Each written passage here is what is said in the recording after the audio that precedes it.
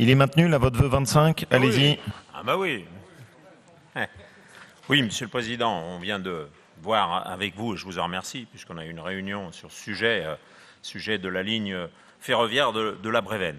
Alors ce dossier est déjà supporté par un collectif qui rassemble des citoyens, des associations et des élus. Je voudrais simplement faire un petit historique. Il y a une quinzaine d'années, lorsque j'étais tout jeune conseiller général, j'avais organisé une réunion publique sur cette ligne qui va jusqu'à Sainte-Foy-l'Argentière. J'avais même demandé à l'époque à Jean-Charles Collas de venir nous parler du transport et notamment des petites lignes ferroviaires. Et à l'époque, les élus, souvent les mêmes qui aujourd'hui s'offusquent de la possible fermeture de cette ligne, ces élus n'étaient pas là. Alors pire même, lorsque je les rencontrais dans d'autres réunions, ils me disaient bah, « tu ferais mieux de t'occuper de couper tel ou tel virage sur la route nationale 89, à l'époque c'était encore une route nationale, pour favoriser la circulation des voitures ». Donc ça c'était le passé, on va dire qu'on va regarder l'avenir et qu'on va voir ce qu'on peut faire. Et moi je me réjouis que tout le monde maintenant prenne conscience que évidemment les petites lignes dans l'avenir peuvent avoir beaucoup d'intérêt. Le ferroviaire, ici, c'est du fret, hein, qu'on soit très clair. Après la Brévenne, le tram-train, il va jusqu'à Saint-Bel, exactement.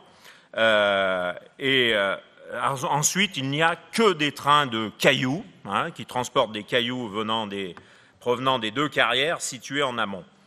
Alors, qu'est-ce qui va se passer? Eh bien, au 1er janvier 2020, la SNCF a décidé de fermer cette ligne si un certain nombre de travaux exigés par la SNCF ne sont pas réalisés. Ces cailloux qui circulent, les carriéristes, à l'époque, lorsqu'ils ont obtenu l'autorisation d'ouvrir leur carrière, l'arrêté du préfet précisait que c'était d'accord, mais à condition qu'il y ait une certaine production qui parte par le train. Et ces carriéristes avaient même réalisé des voies à l'intérieur des carrières afin d'y faire pénétrer les trains.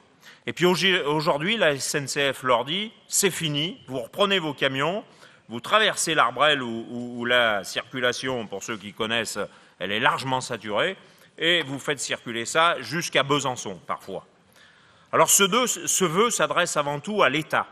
L'État ne peut pas nous dire d'un côté que les enjeux environnementaux sont sa priorité, et puis dans le même temps laisser disparaître des petites lignes ferroviaires qui seront, je l'ai déjà dit, à n'en pas douter, une partie des réponses de l'avenir. Je rappelle que les coûts annoncés sont de 14 millions, rien que sur ce petit morceau de ligne. Et l'État, lui, sur l'ensemble du territoire français, pour le fret, ne met que 10 millions. Donc ce n'est pas possible. Il faut qu'on ait plus d'aide de la part de l'État. Alors, on a eu votre soutien, Monsieur le Président, et je vous en remercie. Il nous le faut encore politiquement, il nous le faut financièrement, mais vous êtes engagé sur un certain nombre de choses. On va regarder de notre côté ce qu'on peut faire. Et moi, puisque l'ensemble des élus locaux, toutes tendances politiques confondues, soutient ce dossier, je ne doute pas d'avoir ici un vote positif de tous les groupes.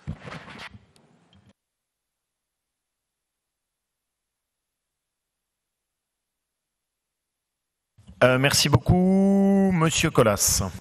Oui, rapidement, pour d'abord remercier Bernard de nous rappeler de nos souvenirs de jeunesse, mais surtout pour dire qu'en fait, on touche là quand même un enjeu essentiel, l'abandon par l'État et la direction de la SNCF et la destruction du fret ferroviaire depuis des décennies, 30 ans je dirais à peu près, malgré tout l'argent qui a été mis par les collectivités territoriales et en particulier la région depuis plus de 20 ans, pour faire des embranchements ferroviaires d'entreprises, de carrières, etc., et les subventionner. Bien sûr que nous soutiendrons ce vœu et déplorons cette politique catastrophique de l'État depuis ces décennies. Merci, Monsieur Breuil. Et merci, Monsieur le Président. La ligne de la Brévenne, c'est le dernier petit morceau d'une ligne qui reliait autrefois Lyon à Vichy et qui a été fermée à Fanguères, faute de trafic. Monsieur le Président, nous attachons trop d'intérêt au fret ferroviaire pour que l'on se perde dans des toutes petites discussions sur de si petits sujets. Parce que le vœu, il est inconsistant. On ne nous dit même pas combien de trains circulent chaque jour ou quel tonnage de cailloux traverse cette ligne. On ne le sait pas. Et puis, tant que vous en êtes sur ce sujet, vous pouviez joindre aussi à votre vœu le problème de la cimenterie de Lausanne, au nord-ouest de Lausanne, qui était autrefois reliée au train et qui aujourd'hui ne l'est plus.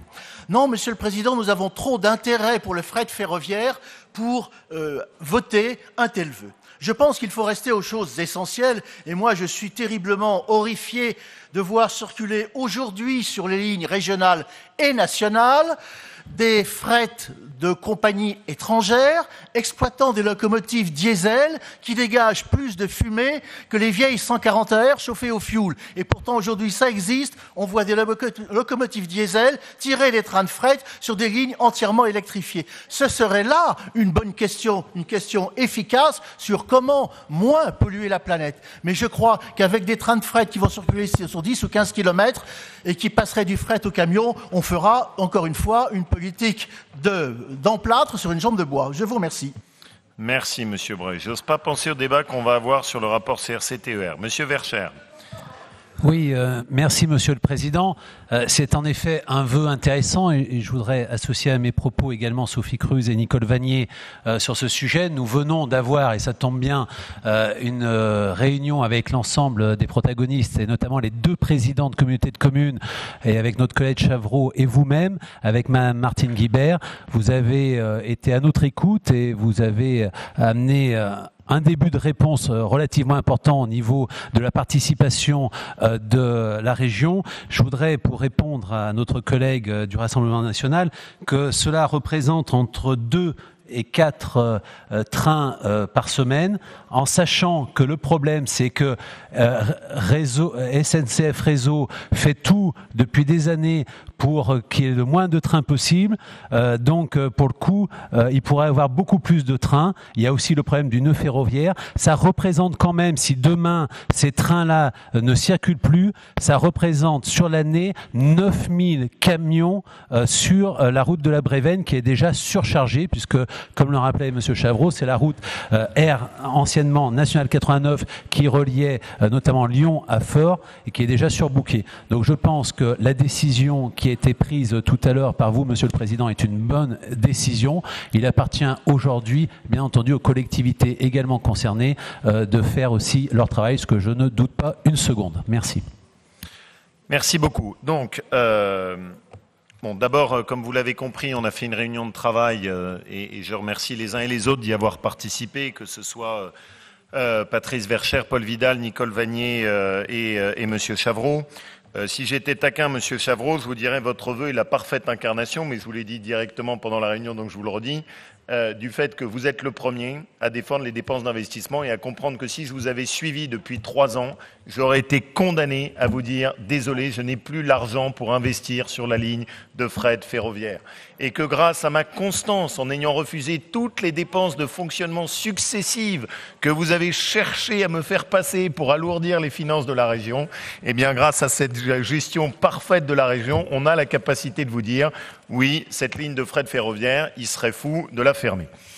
Il serait fou de la fermer pour 2 raisons, et je pense que ça, il faut qu'on le comprenne. La première, c'est ce qu'a très bien rappelé Patrice et ce que vous avez dit également. On la ferme, ça veut dire 9000 camions. Il suffit de prendre sa voiture pour voir déjà ce que représente la saturation totale des transports à cet endroit. Donc, c'est une folie.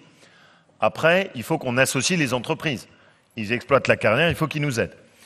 Ensuite, deuxième point, il faut qu'on voit avec SNCF Réseau si on peut négocier pour avoir plus de sillons. Parce qu'évidemment, eux, qu'est-ce qu'ils cherchent à faire ? Ils veulent la fermer, cette ligne. Ils l'ont très peu entretenue.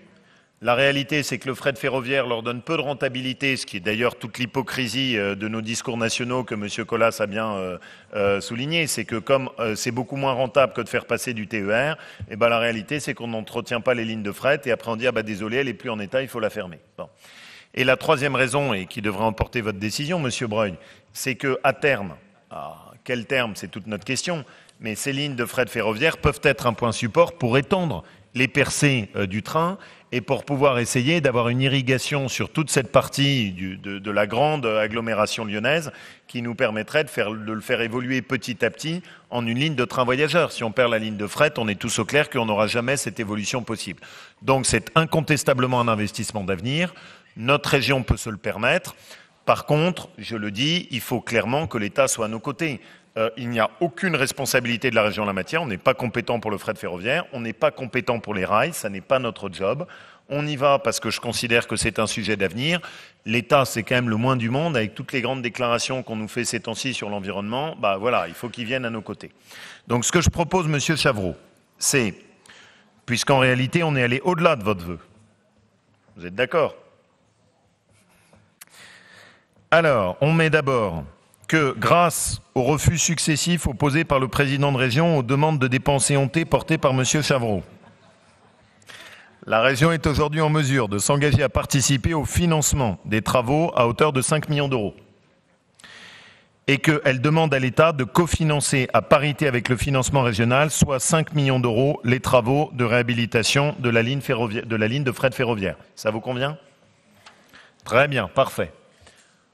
Je le soumets à votre vote avec un avis favorable. Martine, ça te convient? Oui, oui, parfaitement. Pas de problème.